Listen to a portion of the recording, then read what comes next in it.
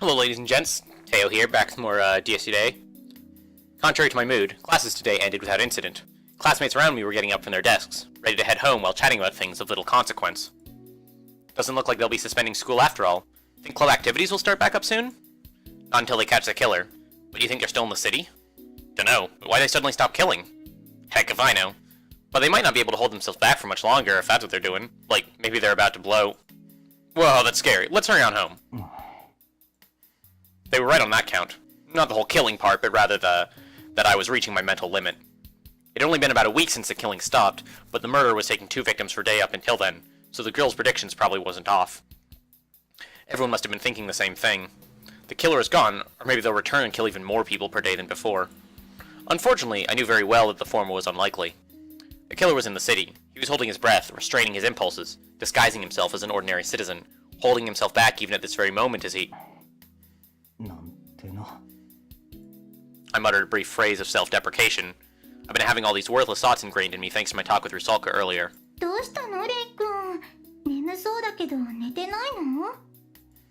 Once you eliminated the impossible, whatever remained, no matter how improbable, must be the truth. Rusalka's words. It was too sound of an argument for me to refute it. However, it would have been too much of a problem to simply admit it was correct. First of all, I simply didn't want to readily agree to what she had told me. I mean, do we need a reason?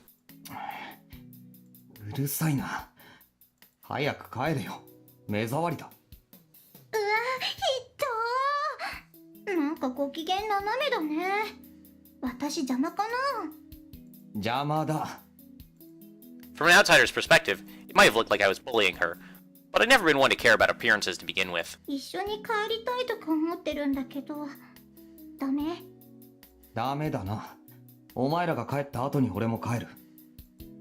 I wouldn't be able to remain calm otherwise. I sent her a glare that conveyed that very sentiment, but Rusalka responded with a laugh like it didn't concern her.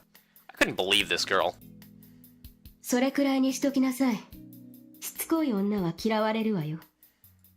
Just then, rescue arrived from an unexpected source as Sakurai took control of the grumbling Rusalka.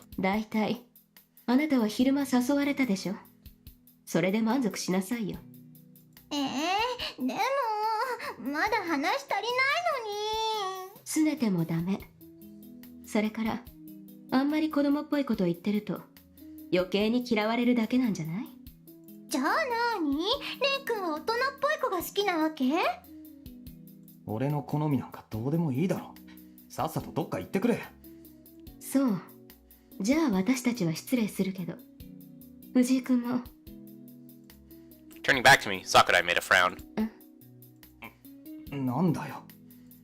She then gave me one hell of a glare. I began instinctively backing up, but...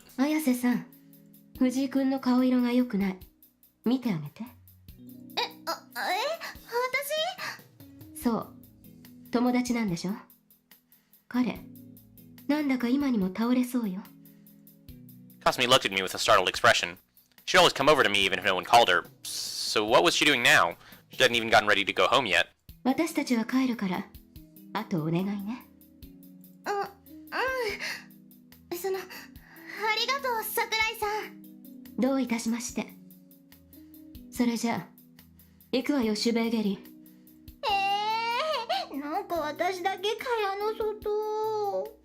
Guess this is because you're a crazy person.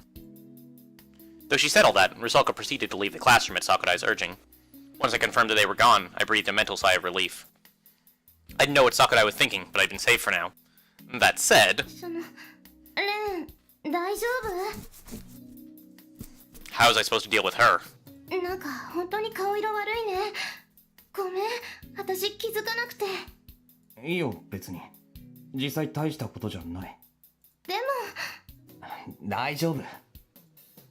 I wasn't like some old man who'd collapsed in a heap from not getting enough sleep for a mere 7 days. I responded to Kasumi in the most cheerful tone I could muster.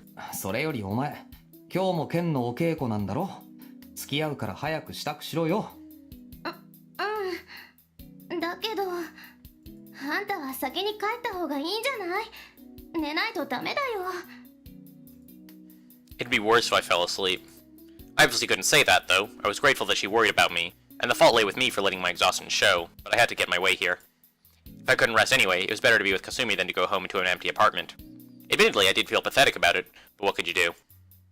I felt much more at ease with her around. ボディーガードなしで帰るなんてそんな怖いことできないな。しっかり守ってくれなきゃ困る。私真面目に言ってるのに。俺も真面目に言ってるんだけどな。Are you though? どこがよ。もう嘘ばっかり。いいわよ。わかった。わかりましたよ。あんたがそんな感じなら本当は稽古中止にしたいんだけど。習慣なんだろ。続けた方がいい。そう言うと思ったから困ってるんじゃない。私も今日はサボりたくないし。I was going to drop a line about how truly diligent she was, but I stopped myself. There was no need to mock her.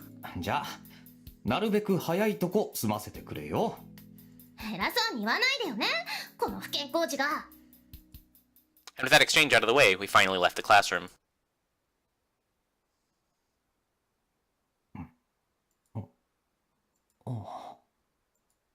I watched over Kasumi's practice session as I'd always had.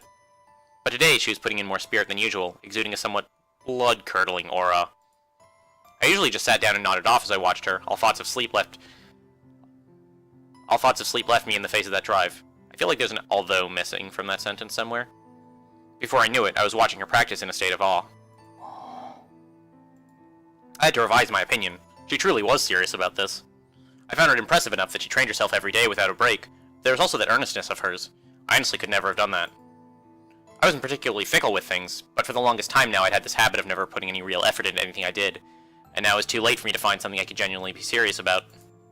When you did everything in such a wishy-washy, half-assed way, even the flow of time would want to take a break and slow down, or so I thought. That prolonged day-to-day life was initially shattered by Shiro, and now by those freaks. This was pointless. Thinking about all that now wouldn't change a thing. I slammed my head into the wall as I sat cross-legged in the corner of the dojo, making sure I was quiet enough not to disrupt practice. I seriously had to get over this terrible habit of trying to instantly remember the most useless of things. Otherwise I'd fall into a cycle of self-loathing and turning into a pessimistic mess. If I could just neatly and nicely chuck all my pain and worries out the window. That'd be nice and all, but I knew full well that I couldn't do that, which is why I kept worrying and suffering. I wondered if Kasumi had to deal with things like that too.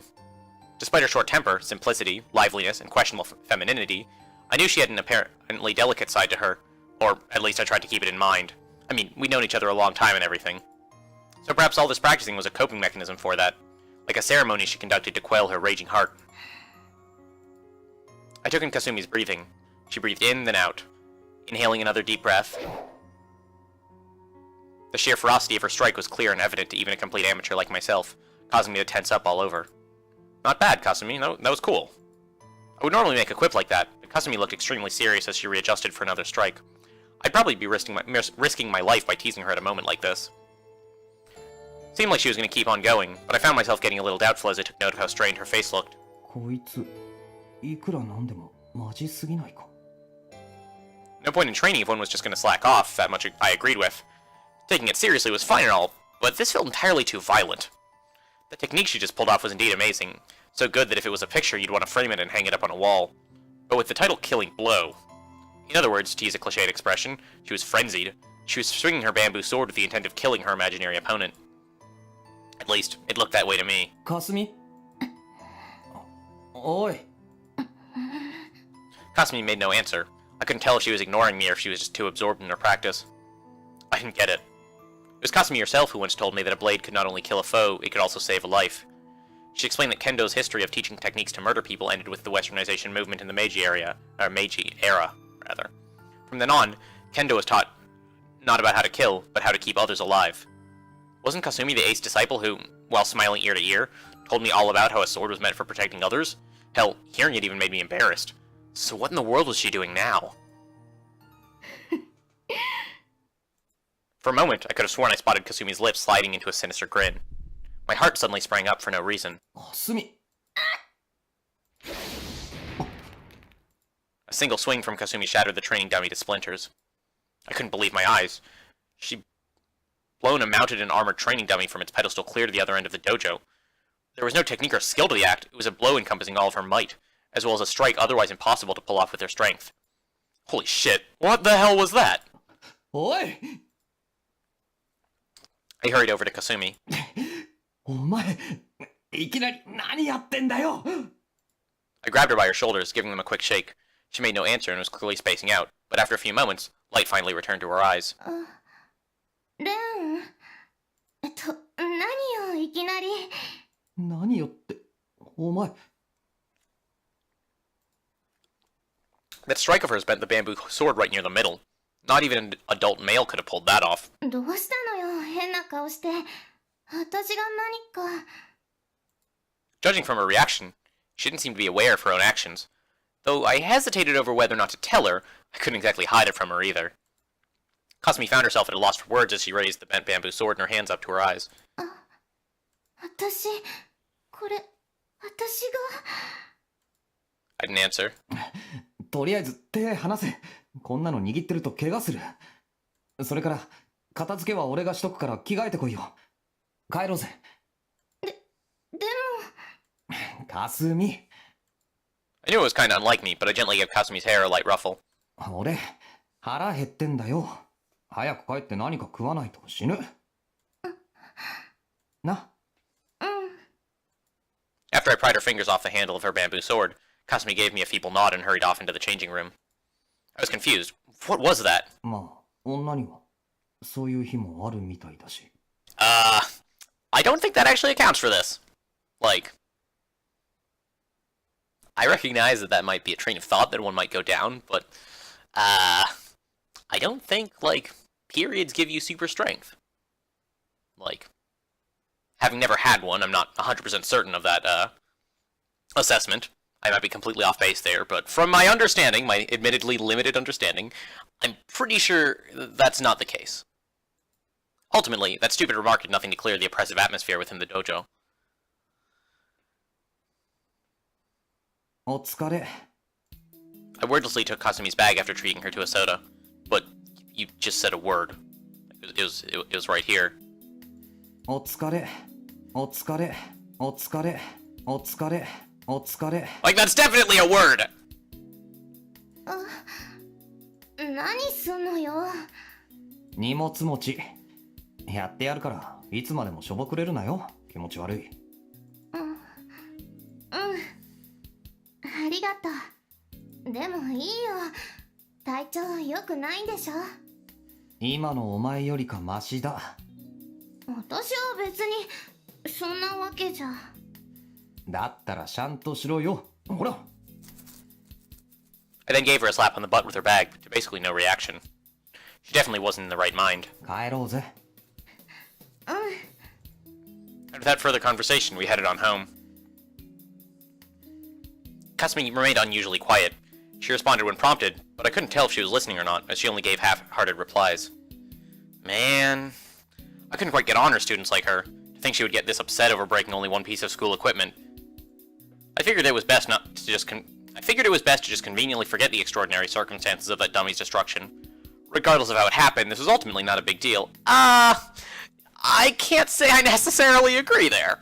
Like, this is the kind of event that seems like it could repeat itself, but it might not be a training dummy next time. It might be somebody's head, and as a result, you might want to find the root cause of Kasumi's bizarre strength, and the fact that she seemingly doesn't have any idea what's going on when she uses it, and head that possibility off before somebody gets hurt. But maybe that's just me being a worrywart. The question was, how could I get that across to her? なあ、去年プールの女子シャワー室がぶっ壊れたの覚えてる？何よ、いきなり。だから女子シャワー室、水が出なくなったことあったよな。あったような気がするけど。あれ、俺のせい。は？正確にはシローのせいっていうか、とにかく原因はあいつなんだけど、やったのは俺。我ながらうまく隠蔽したんだけど、バレちゃったな。内緒にしとけよ。つまり何が言いたいのよ。お前、右の胸にほくろあるよな。Why do we know that? I don't actually want to know why we know that, but like, why do we know that? Looks like I just blew her mind. いや、シローのやつがな、言ったんだよ。某占いによると、胸にほくろのある女が俺にとって一生の、っていうか、とにかくそういうのになるって。俺はそういうのを信じないから、そんな奴が都合よくいるはずないって言ったら、じゃあかけようかってことになって。I'm gonna be honest, your method of cheering people up, like, is pretty vastly divergent from mine. Not to say there's anything wrong with your method of cheering people up, but this is probably not the route I would have taken. 次の体育の時間、二人で天井裏から忍び込んだっていうオチだ。1万円かけてたんだよ、あの勝負。身近にそういう女がいるかいないか。Seriously? Y'all people are a bunch of degenerates. Also, that sounds kind of illegal. For all those of you following along at home, who don't know the yen to dollar exchange rate off the top of your head, it's ballpark 100 yen to a dollar. So, it's $100. About whether or not anyone has moles on their boobs. What a bunch of lovely individuals. だっていうのに、まったく。I looked up into the air in mock exasperation, flicked the paralyzed Kasumi's right breast, and went on. つけてんじゃねえよ、このバカ。俺の1万円返してくれ。God fucking damn it.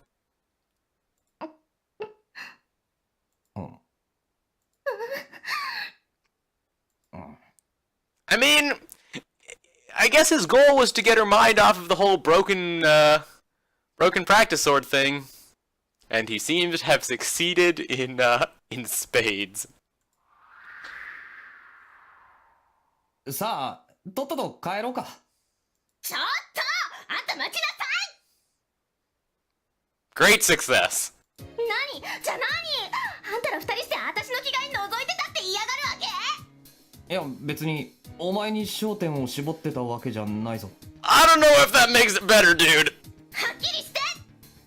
Facts are facts. ああ、覗いてた。このド変態が。うわっ After reclaiming her bag, Kasumi mercilessly delivered one hell of a hit.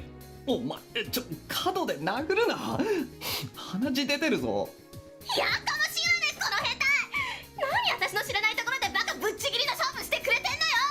Wait, it would have made it better if, like, you had known about the bet? I don't know if that's necessarily true. 落ち着け、ほくろ。誰がほくろよ。私のおっぱいに何か文句があるっての。俺は1万円の損害を被ったんだ。うるさい、黙れ。シロはともかく、あんたはそんなことしないやつだと思ってたのに。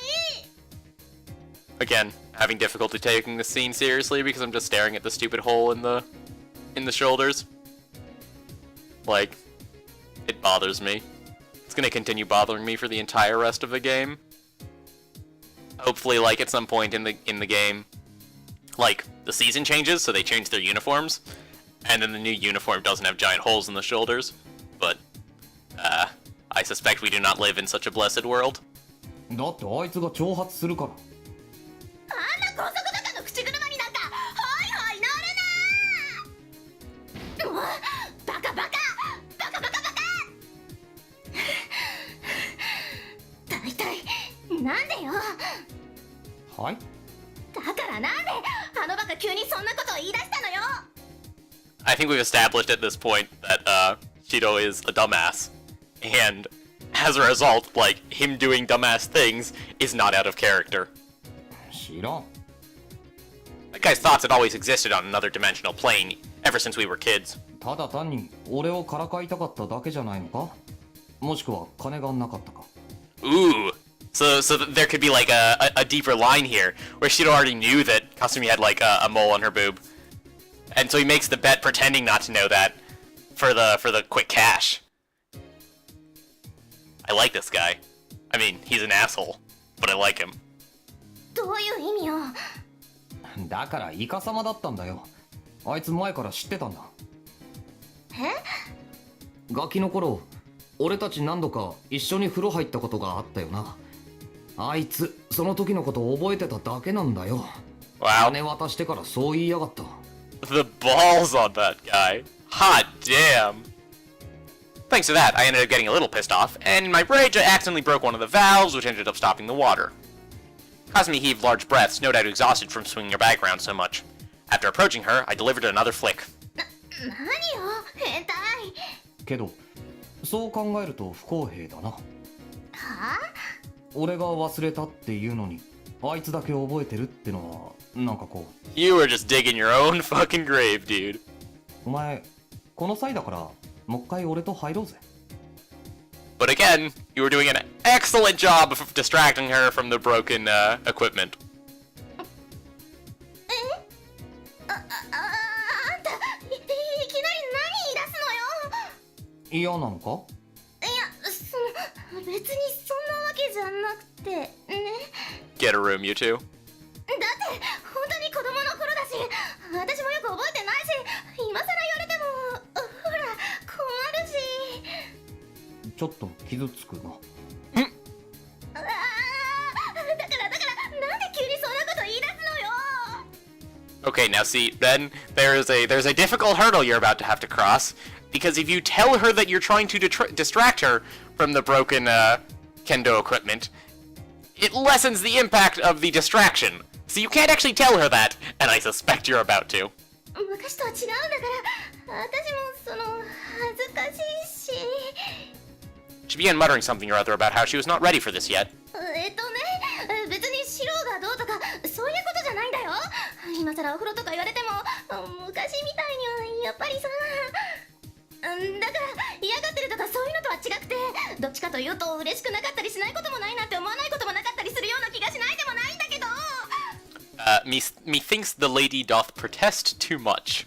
やっぱり今からするとか言われたら困っちゃうっていうか、ね、わかるでしょっていうかわかってよ。レン？ねえ聞いてる？かすみ。何よ。 After placing my hands firmly on her shoulders, I went on in a calm tone. Oh boy. お前さ、やっぱりすごい単純だよな。ってあんた。今度から単純キングと呼ばせてくれ。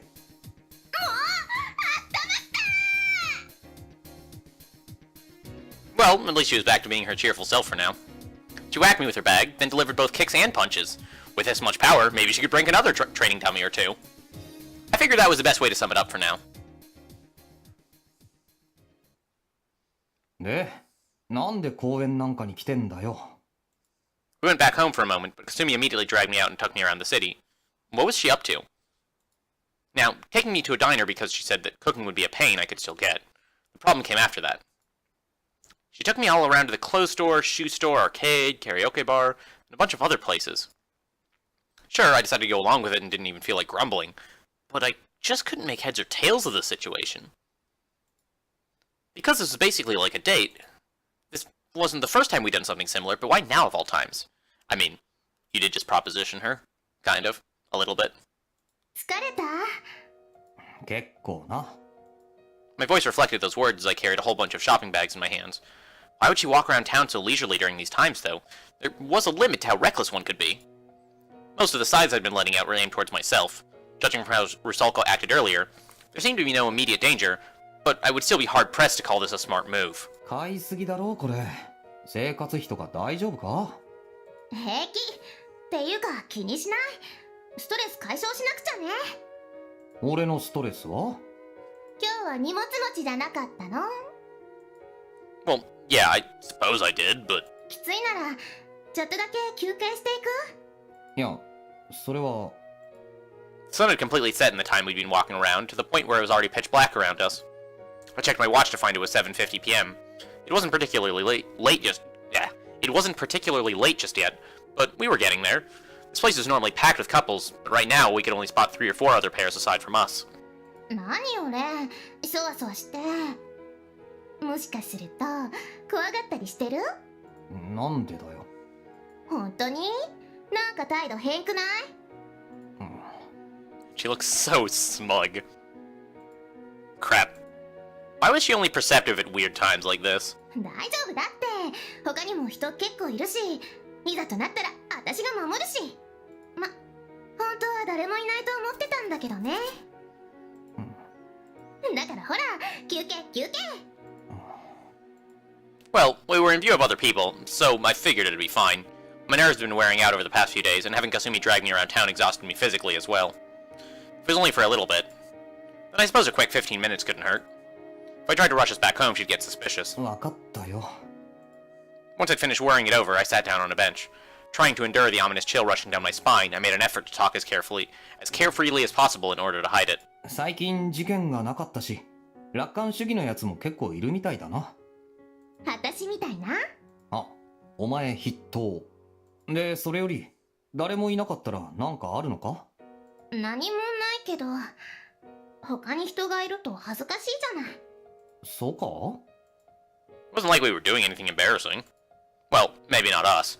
Couldn't say the same for the others here. うわ、すごっ。お前はお前で何覗きやってんだよ。だって目に入っちゃうんだからしょうがないじゃない。だったらこっち来いよ。そんなとこに一人でいるから余計なものが目に入る。余計ってことはないんじゃない？一応みんな真剣なんだろうし。俺らには関係ないことだろう。 In the end, they were just strangers. I let out a sigh while still staying on the bench. Paying me no heed whatsoever, Kasumi kept looking around restlessly. 見てあれ、始まっちゃったよ。ああ。ダメ、見ちゃダメ。You just said look. 見てあれ、始まっちゃったよ。どっちなんだよ。だから、 Kasumi looked at me all bashful and fidgety, her cheeks flushing red. It was totally unlike her. 隣、座っていい？ねまあ、変なことしないんなら。え、何を変なことって、失礼ね。Well, we just suspected that you might be getting strange ideas from your surroundings. そういうことだよ。She began swinging her bag and shouting, "Good job, King Simple-Minded." こっぱずかしいんならさっさと座れよ。その代わり、暴力禁止な。あんたが余計なこと言わない限りしないわよ。じゃあ黙っとく。いいや、それもダメ。 You're so needy. Kasumi smiled widely and sat down next to me. さっきはごめんね、いろいろと。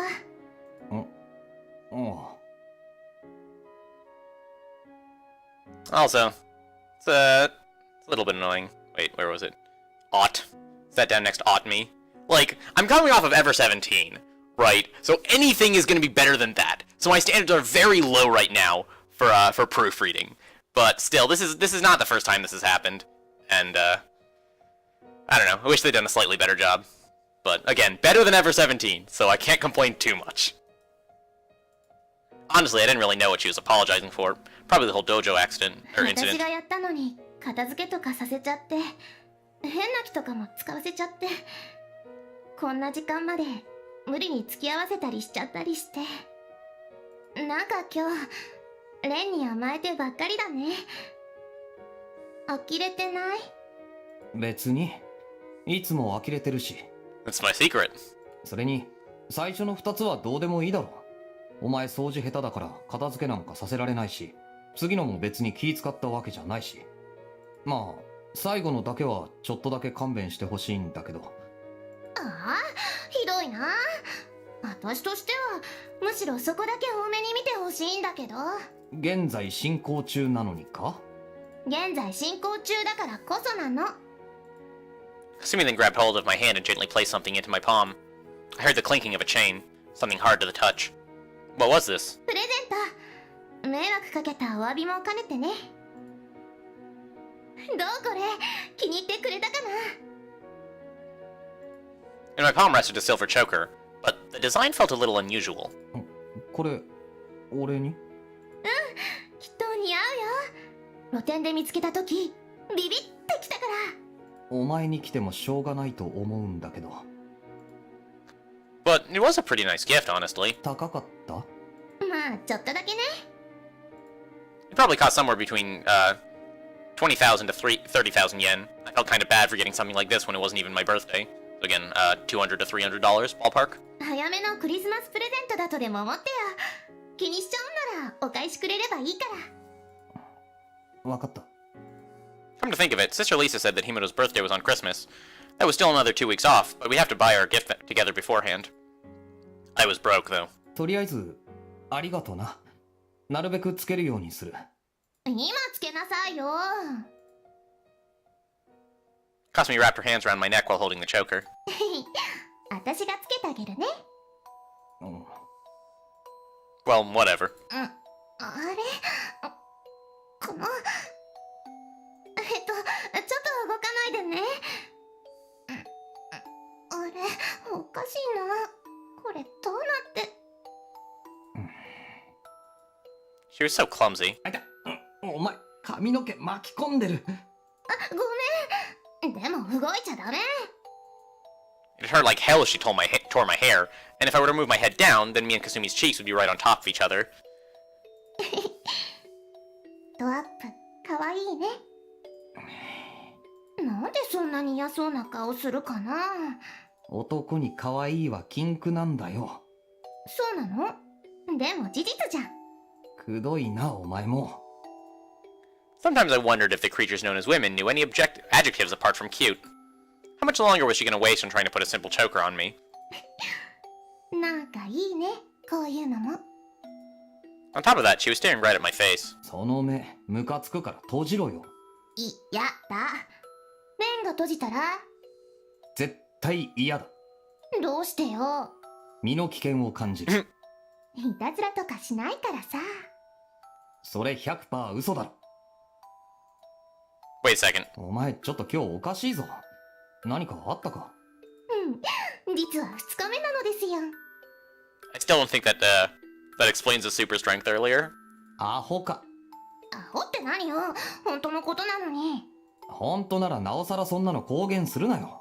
年頃の乙女が。おさんくさ。と思ったけど、やっぱりいいわ。乙女じゃないし。何？ Man, we were not getting anywhere, no matter how long this went on. As Kasumi rummaged by the water, I pressed down her hands from above and set the choker on myself. ケチ。お前、やっぱりわざとやってただろ。Taking it slow? What in the world was she thinking? でもそれやっぱり似合うよ。そうか？そうなの。似合わないものをプレゼントするほど私センス悪くないもん。それでね、水星なんだって。 Uh-oh! That's ominous. は？だから水星、星、マーキュリー。オッケー？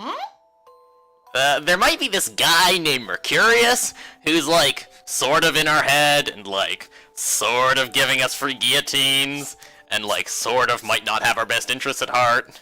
So, Mercury is a little bit ominous. Just saying. 何が？ Kasumi's confusing remarks pretty much made a question mark pop up above my head. それのデザイン。お店の人が言ってたけど、太陽系の縮図なんだって。もう一回見てみ。ね、そんな感じでしょ？ Yeah, it's like little balls on the, protrusions from the center, which are presumably the planets. And then, like, the ball in the center of the cross is the sun, I guess. It's kinda cute. まあ、言われてみれば。I thought the pendant's ornament was a wheel, gear, or perhaps a clock, but upon closer inspection, I realized that it was indeed the solar system, with 9 planets encircling the center. だからそれに合わせて9種類のタイプがあるんだって。それはその水星バージョン。 Wait, 9 planets? Wow, too soon. へえ。 It wasn't the latest model, seeing how Pluto was still there, but I got the idea. I fiddled around a bit with the Mercury version around my neck. でも、なんで俺に水星なんだ？ぴったりだから。どこ I didn't recall making any friends with Mercurians. Well, there's one Mercurian that you have made a friend with, perhaps against your will. As I puzzled over the issue, Kasumi made a snort like she was hot stuff. まず時間にうるさい。すぐ逃げる。足が速い。そして意外に手も速い。水星はね、盗賊と旅人の星なんだって。あんたちょうどそんな感じ。 Was she trying to insult me? 私に内緒ですぐどっか行っちゃうとことか自覚してる？一応。なんか距離置いてる感じに透かしててちょっと感じ悪いのは？素人微妙に怪しかったり。おい。私をすぐのけ者にしたり。それは。何か悩んでるくせに教えてくれない？ちょっとだけ悔しいよ。かすみ。What had gotten into her all of a sudden? How much did she... ねえレン、私はあんたの味方だよ。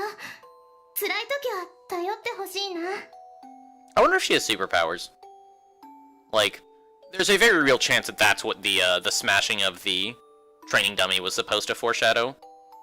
That she's going to end up, like, getting an actual sword at some point, maybe, and, like, stabbing people with it. 剣道強いんだぜ、私って。知ってるよ。Regardless, there was no way she could match them. And not just her. No one, not Himuro or anyone, not even the police could do anything to those freaks. So what the hell was I doing in a place like this? 私はレンの力になりたいよ。忘れないでほしいな。だからね、それは戒めなの。勝手にいなくなるなよ、旅人さん。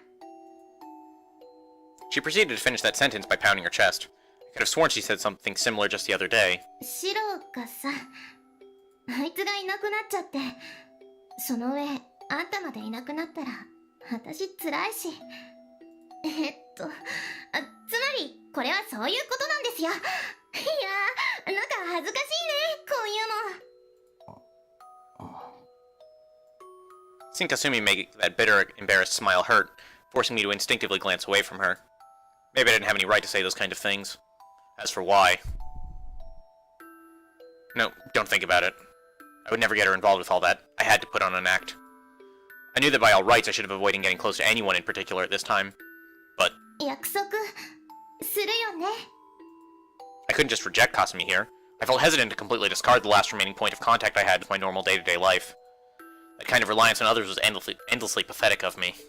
I was a human, not one of them.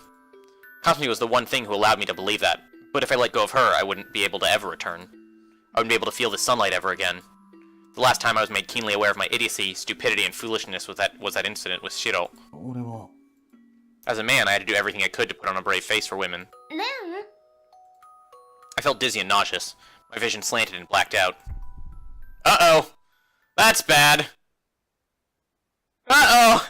We might be about to kill some people. This is, perhaps less than ideal. I felt intoxicated. To call it a daydream wouldn't do it justice.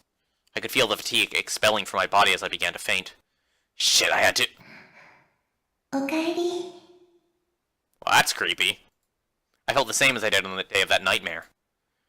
And it had to be now, of all times. また会えたね、カリオスタロ。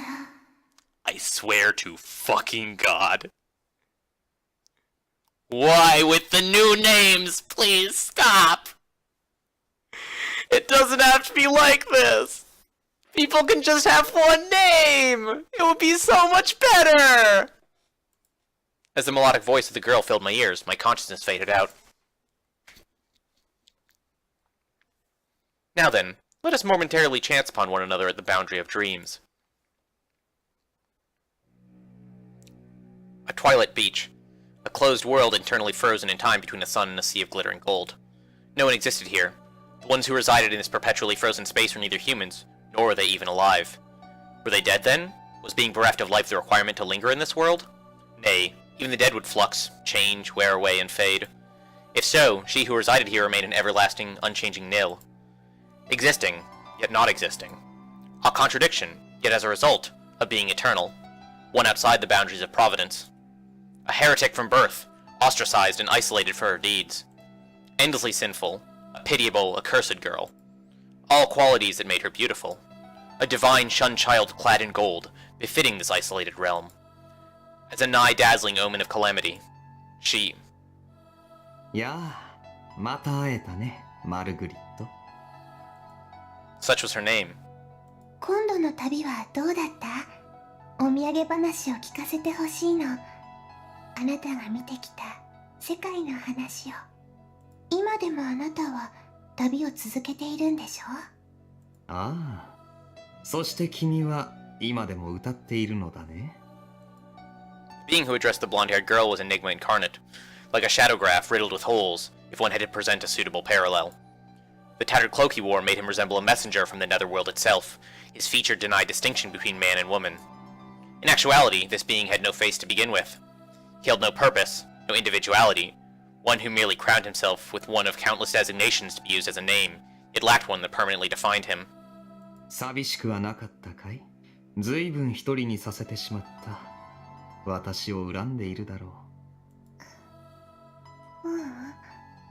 ただ怖かった。もうあなたに会えないかもって思っていたから。また会えるって、また会おうってあなたは言ってくれたことがないのよ。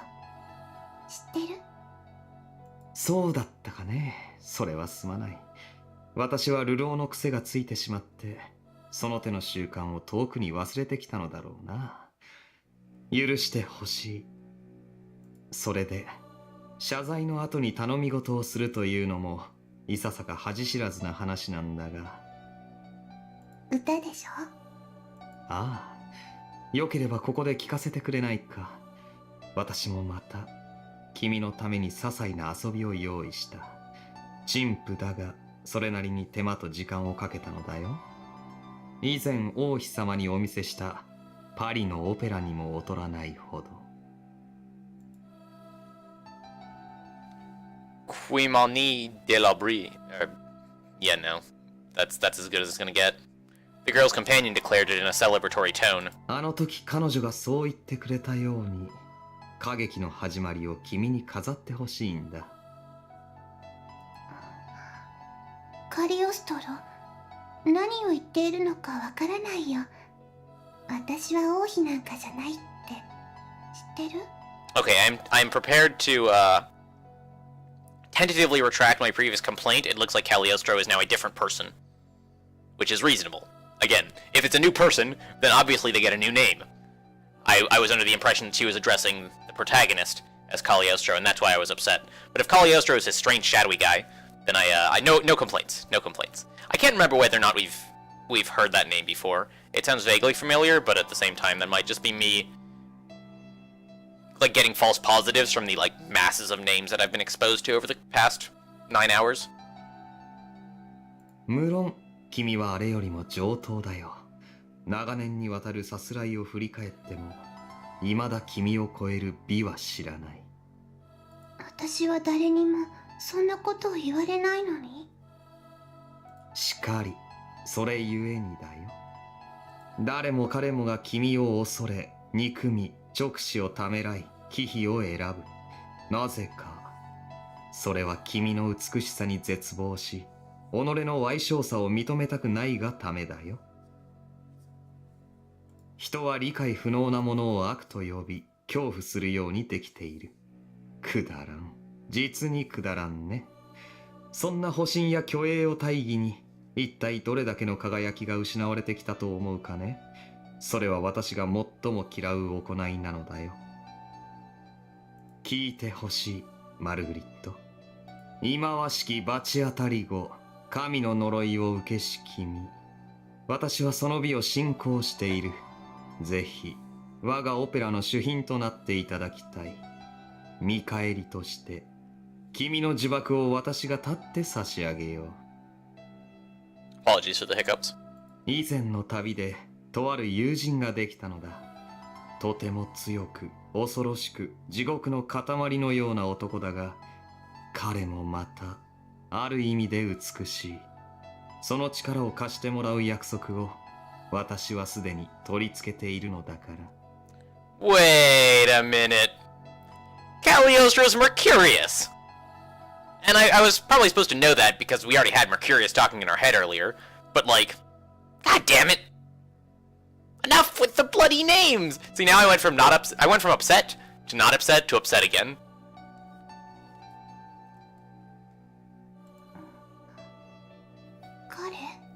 Presumably by he, in this case they're referring to Mephistopheles. それは怖い人なの？ああ、怖い。とてもとても、誰よりもね。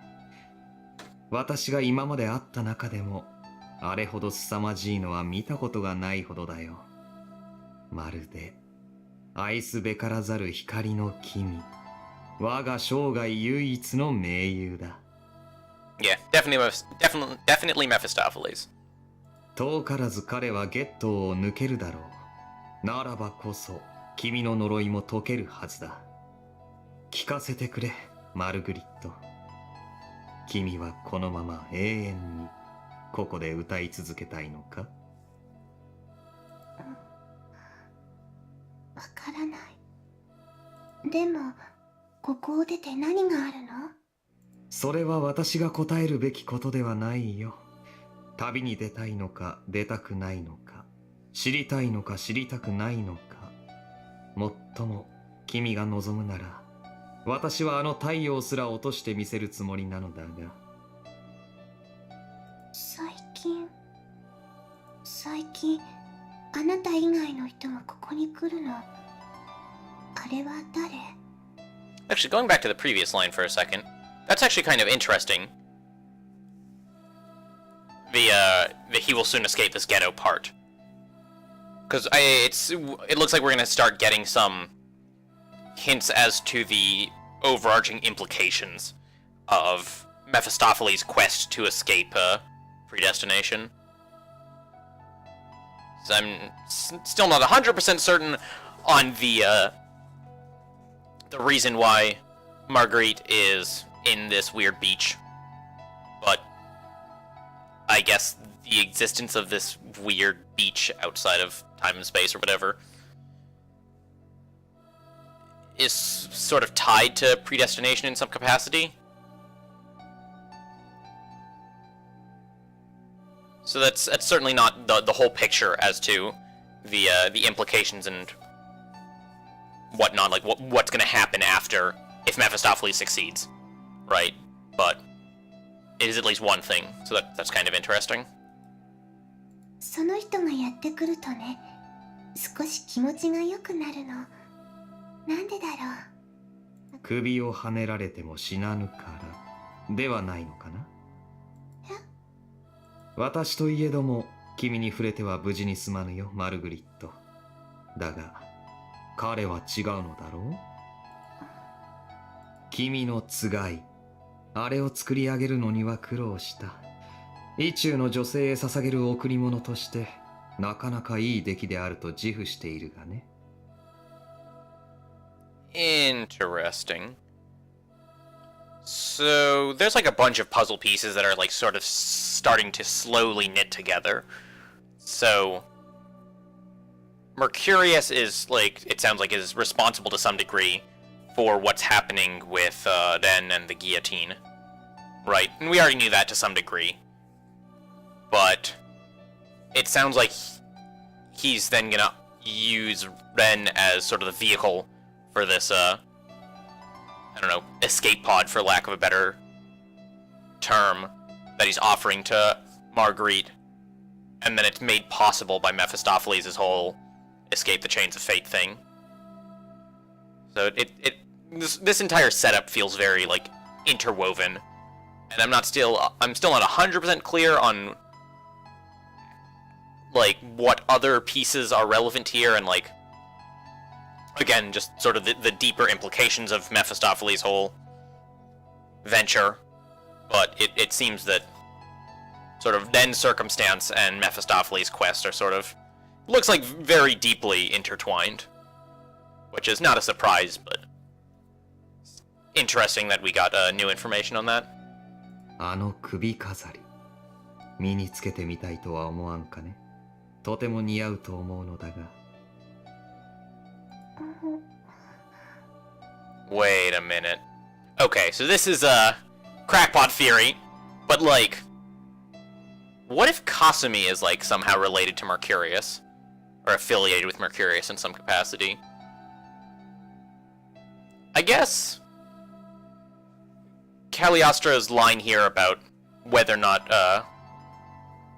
Marguerite wanting to wear the necklace doesn't necessarily imply that he's the one who gave it to her, but there are sort of very clear parallels here between Cagliostro's offer to marry and Kasumi giving the necklace to Den in the previous scene. So I still don't have enough evidence to say it's like likely or even plausible that Kasumi and Cagliostro / Mercurius are connected somehow, but if I get more sort of hints as to that being the case, it would not. Like, if I get more evidence, then I can start building a case for it, and if I don't, then I can toss the idea to the side like so many other crazy ideas I've come up with. 答えを急ぎすぎたかな。では質問を変えよう。君はあれにまた会いたいと思っているかね？会って話したいとわずかながらでも思うかね？わからない。でも気にはなると。よろしい。承諾したよ、マルグリット。ならば歌を歌いたまえ。甘く切なく思い人を求める歌を。記念すべき第一幕は悲恋の物語にしようじゃないか。So the way I see this going down, because it is looking more and more like Marguerite's song is directly linked to people dying by Ren's hand. So it's sort of very clear that Cagliostro, what he's referring to when he says "Tale of Love Blighted" is Cagliostro is under the impression that we're about to stab Kasumi. I think that is my interpretation of that line, and I guess we're so assuming that goes down. I guess that's when we're gonna find out what exactly was up with Kasumi's bizarre strength earlier. Because it doesn't make sense to kill her off this early in the story, especially not in her route. Like, I imagine that the route still has another 10 or 20 hours left, if not more. And, like, maybe it's wrong of me as a, quote, detective, unquote, to make hypotheses based on sort of meta information. But that's sort of how I see this going down, is Cagliostro's like, you should make a song. And Marguerite is like, okay, I will make a song. And Ren's like, the song is making me kill people. And Kasumi's like, I have super strength. That's essentially how I see the next 5 or 10 minutes going down. 私、歌は一つしか知らないのよ。それでもいいの？構わない。むしろそうでなくては意味がない。さあ、マルグリット、聞かせてくれ。今よりオペラを始めよう。もう変わり映えのない永遠など続けていく意味はあるまい？そうすれば楽しくなる？楽しませよう。約束できる？約束しよう。アレッサンドロ・ディ・カリオストロ。君にそう名乗ったもののすべてにかけて。Orpal ran along the shade, almost as if it were laughing. 2 snakes stretched from its right hand and became entwined in a difficult-to-describe, otherworldly shape that could very well be a staff or a sword.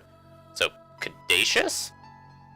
Oh! We had like a glowy Caduceus in our eye last time we were killing people, right? It's all coming together. さあ、ザラトゥストラ。我らが愛しの君がお望みだ。The being raised its hands like a conductor as the girl began her song. His cloak then expanded to infinity, covering sky, sea, and sun alike in darkness. Night descended upon that shore of eternal twilight, and the cogs of frozen time began to stir once more. With it, words, like a spell chanted, reverberated across that gradually blackening realm. 'Tis a truth like no other, one that stands above all else, banishing all remains of doubt. For they who stand at the top differ in no way from those at the bottom. And indeed, those that dwell below are much like they who soar above.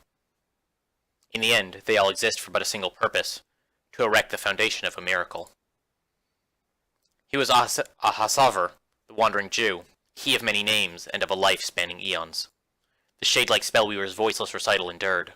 ではこれより、今宵のグランギニョルを始めよう。Uh-oh. Oh, badass music. Flashy lights. Sprinting, dashing at impossible speed, far surpassing the limits of high power output exhibitable by living beings. The fastest animal on land was a cheetah at 120 kilometers an hour, but this was easily going 3 to 5 times faster than that. That swift, raging gale of a being soared faster than the naked eye could follow, ultimately looking invisible when viewed through the filter of common sense. Despite its humanoid appearance, the being's sheer speed would no doubt make anyone reconsider whether or not to call it human. And it wasn't merely running fast. It left blossoming flowers of blood in its wake, wielding an invisible blade with a range of several dozen meters that slaughtered all living creatures in its path.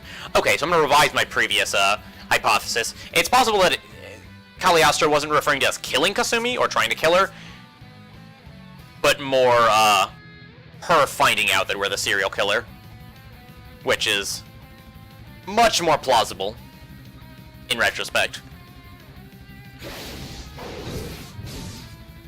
None were spared. Men and women, the young and old, animals and children, all were indiscriminately massacred using the exact same method. Decapitation. That whirlwind of death was like a giant guillotine, beheading all in its path. Her arms, spread like wings, would slay all those caught in their embrace. For this was no weapon, but an instrument existing only to execute. Created for the sole purpose of killing, it held no other role. A weapon's essence could shift depending on the wielder's intentions, yet this one remained unchanged due to its sheer simplicity, its identity the same in anyone's hands. As such, to find it so thoroughly without peers in the art of murder was no doubt a natural consequence. However, that being was currently under pursuit. A giant lance-like stake from above blew up a passing car, yet mysteriously enough the accord pierced by the telephone pole-sized stake turned into a rusted heap of iron moments before it exploded. Its passengers aged into mummies before they could even burn to death. So is that, Rusalka? Because Rusalka's shadow made the iron fence crumble, right? So that could definitely be, an aging thing. まずいな、クズが。 Or it could be Wilhelm. Standing atop the stake thrust into the ground like a gravestone was a man with fluttering long hair and a face as pale as graven wax. That's also entirely reasonable because we haven't seen any of Wilhelm's superpowers yet. All we know is that he doesn't like sun. A system of strung up vein-like lines rushed up the stake and spread throughout the man's body from his feet. He absorbed it all. Gasoline, water, blood, all the nutrients of the stake's victims, as well as the souls they required to function. 逃がすかよ。 Wilhelm sneered as he watched his prey continue to run without stopping. 楽しもうぜ、ザラトゥストラ。今度こそ当たりだよな。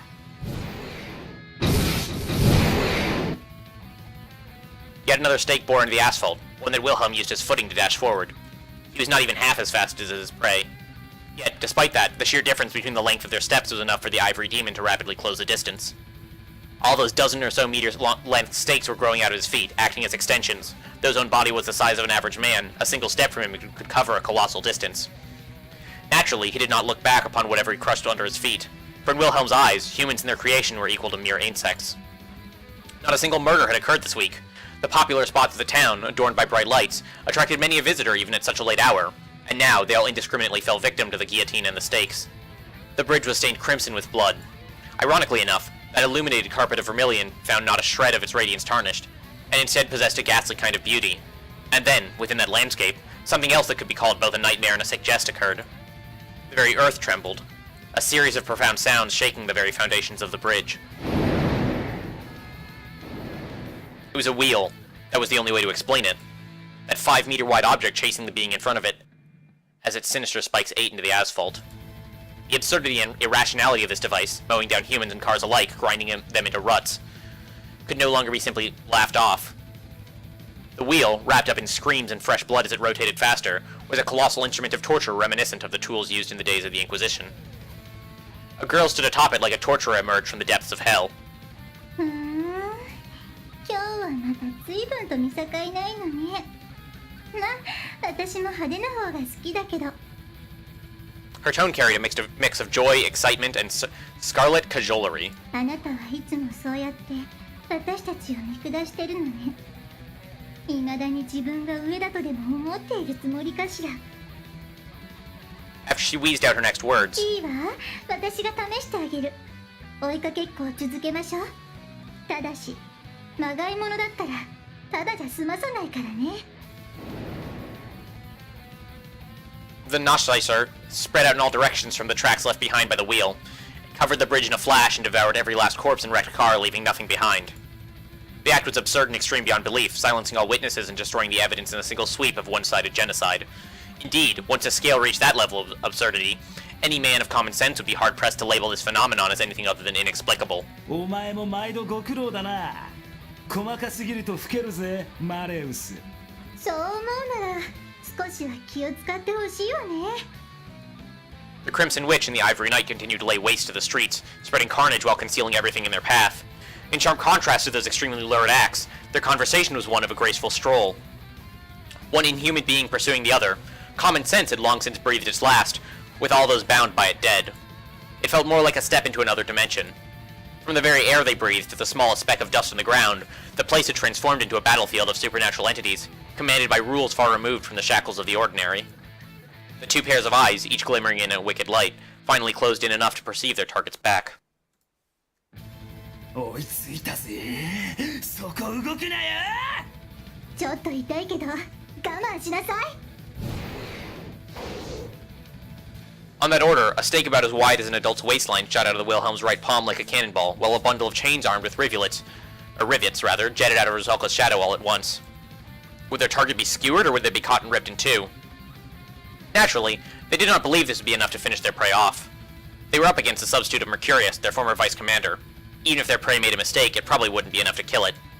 And then, if said prey could actually be taken out this easily, it would have been completely useless to their purpose to begin with. If their prey was going to die, it would do well to die fast. They would never allow powerless inferior scum to be a part of the glorious Obsidian Round Table. In that sense, all their attacks were dead serious. They were still on Yetzirah degree, a level below their true power, but other than that, their dance of death remained devoid of even the tiniest speck of restraint. A normal person would die instantly. An attack from a weaponized Unnerb would slay all, even spirits without bodies. Humans, demons, or gods, it mattered little. They would exterminate all that stood in their path. No method existed that could nullify a strike from an Unnerb wielded by war demons like them. As such, they anticipated the following. Their prey would survive, but would not escape unscathed. Even if it poured its entire being into defense or evasion, their prey would still sustain a grave injury. And when that moment came, the pair would seize the opportunity and capture it. Other than being a tactically sound plan, they most likely had no other way to keep their target alive. However, the last thing they expected was their prey to see two attacks that could certainly kill anything they hit, and take them head-on without even trying to dodge.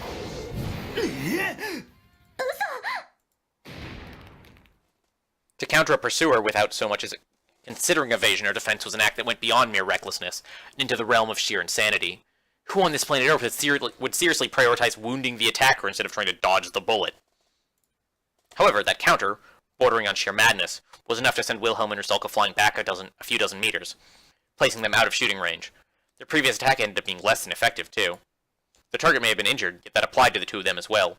Unlike their foe, who had prepared for this outcome, they'd taken unexpected damage. In other words, if one were to look at this situation objectively, やられた。今のはこっちの負けね。 they could no longer catch their target. They'd been given the slip, no other way to put it. 肉を切らせて骨を断つか。あんまり好きな思考じゃないわね。この知るかよ。 Wilhelm's begrudging tone and demeanor hid very little of his rage at being humiliated. どうぞマレウス。野郎も無傷じゃねえ。今夜中に片付けてやる。 分かってるわよ。こんな目に遭わされて黙ってられるものですか。 An injury inflicted by an Unnerb was no ordinary wound. The concepts accumulated within them over countless years turned both into a curse and a lethal venom. In fact, its sting was even more effective against wretched foes like them. Rusalka's face warped into a wry smile. 痛いわ。私泣いてしまいそうよ。ねえベイ、あなたもそうでしょ。こんな痛い思いなんてこの60年してなかったからどうしていいかわからないわよ。ああ、痛いよな。だがよマレウス。お前は嬉しくならないか? A long-forgotten sensation. It may have felt good to effortlessly slaughter thousands, but this was the true essence of waging war. It felt the tension and exultation that only a battle to the death, with each side's entire being on the line, could offer. After having gone so long without a worthy opponent, they appeared to have almost forgotten what it meant to put their lives on the line. The glamour and glory of the battlefield, the spark of a dying flame following a clash of souls. Ah, the sheer beauty and ecstasy of it all. How grateful they felt to be once again reminded of it. Even scorching pain would be a nectar most sweet to them. 感じさせてもらおうぜ。まだ始まったばかりじゃねえか。そうよねベイ。まさかあの子だとは思わなかったけど。 Wilhelm and Rusalka, who had already gotten used to opening their so-called third eyes, a type of vision differing from normal sight, during each battle could easily discern a person's identity without even looking at their face by examining the color of their soul. Wait a minute.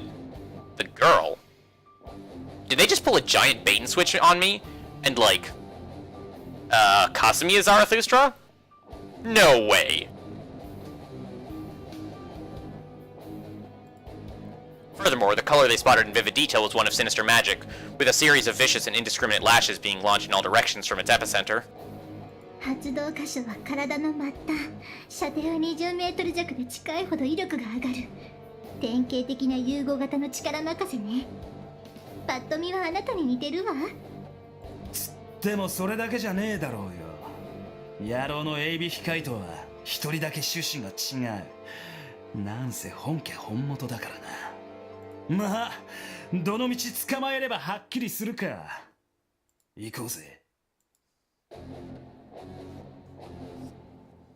Wilhelm and Rusalka commence their pursuit once again, their regenerating wounds emitting red smoke. And, as much as it pains me to, leave the battle off halfway through, this feels like a decent stopping point. Doesn't look like it's gonna end anytime soon, so... This is where I'll close the video for the day, and tomorrow we can be back with the exciting conclusion. We can find out who exactly is Zarathustra. I suspect it's not Kasumi, but that would be a sweet twist. I would certainly have not seen that one coming.